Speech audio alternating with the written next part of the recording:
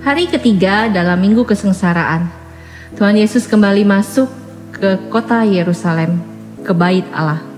Di situ ia berhadapan dengan ahli-ahli Taurat, orang-orang Farisi dan kelompok lain yang mempertanyakan kuasanya serta berusaha menjebak Yesus dengan berbagai pertanyaan jebakan. Namun Tuhan Yesus berhasil membungkam mereka dengan penuh hikmat. Tuhan Yesus bahkan menegur dan membongkar kebobrokan para pemimpin dan elit Yahudi ini.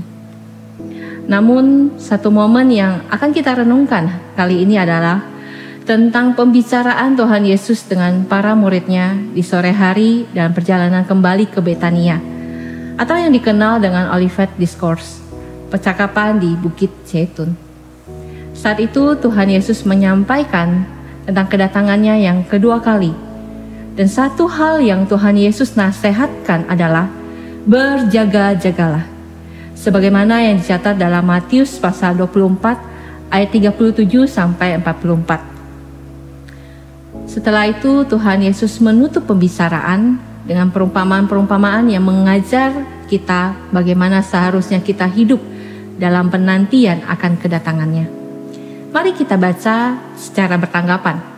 Perumpamaan-perumpamaan ini dalam Matius pasal 24 ayat 45 sampai pasal 25 ayat 30. Siapakah hamba yang setia dan bijaksana yang diangkat oleh tuannya atas orang-orangnya untuk memberikan mereka makanan pada waktunya? Berbahagialah hamba yang didapati tuannya melakukan tugasnya itu ketika tuannya itu datang. Aku berkata kepadamu, sesungguhnya tuannya itu akan mengangkat dia menjadi pengawas segala miliknya. Akan tetapi apabila hamba itu jahat dan berkata di dalam hatinya, Tuanku tidak datang-datang, lalu ia mulai memukul hamba-hamba lain dan makan, minum bersama-sama pemabuk-pemabuk, maka tuan hamba itu akan datang pada hari yang tidak disangkakannya dan pada saat yang tidak diketahuinya, dan akan membunuh dia dan membuat dia senasib dengan orang-orang munafik. Di sanalah akan terdapat ratapan dan kertakan gigi. Pada waktu itu, hal kerajaan surga seumpama 10 gadis yang mengambil pelitanya dan pergi menyongsong mempelai laki-laki. 5 diantaranya bodoh dan 5 bijaksana. Gadis-gadis yang bodoh itu membawa pelitanya, tetapi tidak membawa minyak. Sedangkan gadis-gadis yang bijaksana itu membawa pelitanya dan juga minyak dalam buli-buli mereka. Tetapi karena mempelai itu lama tidak datang-datang juga, mengantuklah mereka semua lalu tertidur. Waktu tengah malam terdengarlah suara orang berseru, "Mempelai datang, songsonglah dia." Gadis-gadis itu pun bangun semuanya lalu membereskan pelita mereka. Gadis-gadis yang bodoh berkata kepada gadis-gadis yang bijaksana, "Berikanlah kami sedikit dari minyakmu itu, sebab pelita kami hampir padam." Tetapi jawab gadis-gadis yang bijaksana itu, "Tidak, nanti tidak cukup untuk kami dan untuk kamu. Lebih baik kamu pergi kepada penjual minyak dan beli di situ." Akan tetapi waktu mereka sedang pergi untuk membelinya, datanglah mempelai itu dan mereka yang telah siap sedia masuk bersama-sama dengan dia ke ruang perjamuan kawin. Lalu pintu ditutup. Kemudian datang juga gadis-gadis yang lain itu dan berkata, "Tuan, Tuan, bukakanlah kami pintu." Tetapi ia menjawab, "Aku berkata kepadamu, sesungguhnya aku tidak mengenal kamu." Karena itu, berjaga-jagalah, sebab kamu tidak tahu akan hari maupun akan saatnya. Sebab hal kerajaan sorga sama seperti seorang yang mau berpergian ke luar negeri, yang memanggil hamba-hambanya dan mempercayakan hartanya kepada mereka. Yang seorang memberikannya 5 talenta, yang seorang lagi 2, dan yang seorang lain lagi 1, masing-masing menurut kesanggupannya. Lalu ia berangkat. Segera pergilah hamba yang menerima 5 talenta itu. Ia menjalankan uang itu, lalu beroleh laba 5 talenta. Hamba yang menerima 2 talenta itu pun berbuat demikian juga, dan berlaba 2 talenta. Tetapi hamba yang menerima 1 talenta itu pergi dan menggali lubang di dalam tanah, lalu menyembunyikan uang tuannya. Lama sesudah itu, pulanglah tuan hamba-hamba itu, lalu mengadakan perhitungan dengan mereka.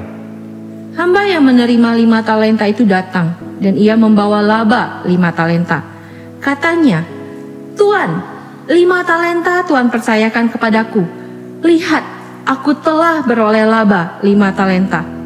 Maka kata tuannya itu kepadanya, "Baik sekali perbuatanmu itu, hai hambaku yang baik dan setia. Engkau telah setia dalam perkara kecil. Aku akan memberikan kepadamu tanggung jawab dalam perkara yang besar. Masuklah dan turunlah dalam kebaikan." Lalu datanglah hamba yang menerima 2 talenta itu, katanya, "Tuan, 2 talenta Tuan percayakan kepadaku. Lihat, aku telah beroleh laba 2 talenta." Maka kata tuannya itu kepadanya, "Baik sekali perbuatanmu itu, hai hambaku yang baik dan setia. Engkau telah setia memikul tanggung jawab dalam perkara yang kecil. Aku akan memberikan kepadamu tanggung jawab dalam perkara yang besar. Masuklah dan turutlah dalam kebahagiaan Tuanmu." Kini datanglah juga hamba yang menerima 1 talenta itu dan berkata, "Tuan, aku tahu bahwa Tuan adalah manusia yang kejam, yang menuai di tempat di mana Tuan tidak menabur, dan yang memungut dari tempat di mana Tuan tidak menanam. Karena itu aku takut dan pergi menyembunyikan talenta Tuan itu di dalam tanah. Ini, terimalah kepunyaan Tuan." Maka jawab tuannya itu, "Hai kamu hamba yang jahat dan malas. Jadi kamu sudah tahu bahwa aku menuai di tempat di mana aku tidak menabur dan memungut dari tempat di mana aku tidak menanam. Karena itu, sudahlah seharusnya uangku itu kau berikan kepada orang yang menjalankan uang, supaya sekembaliku aku menerimanya serta dengan bunganya. Sebab itu ambillah talenta itu daripadanya dan berikanlah kepada orang yang mempunyai 10 talenta itu. Karena setiap orang yang mempunyai, kepadanya akan diberi, sehingga ia berkelimpahan. Tetapi siapa yang tidak mempunyai, apapun juga yang ada padanya akan diambil daripadanya." Dan campakkanlah hamba yang tidak berguna itu ke dalam kegelapan yang paling gelap. Di sanalah akan terdapat ratap dan kertak gigi. Adakah saudara hidup dengan sikap dan kesadaran bahwa kedatangan Kristus sudah semakin dekat? Seperti siapakah saudara mengidentifikasi hidupmu dalam perumpamaan-perumpamaan tersebut? Mari kita berdiam diri sejenak.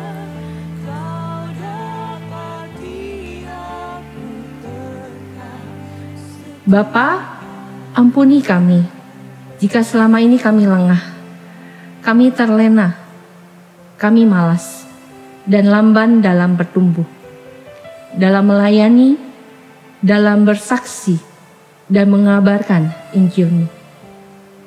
Tolonglah kami, baharui kami, agar kami menebus waktu-waktu ini dengan benar, agar ketika Tuhan Yesus datang, mendapati kami setia.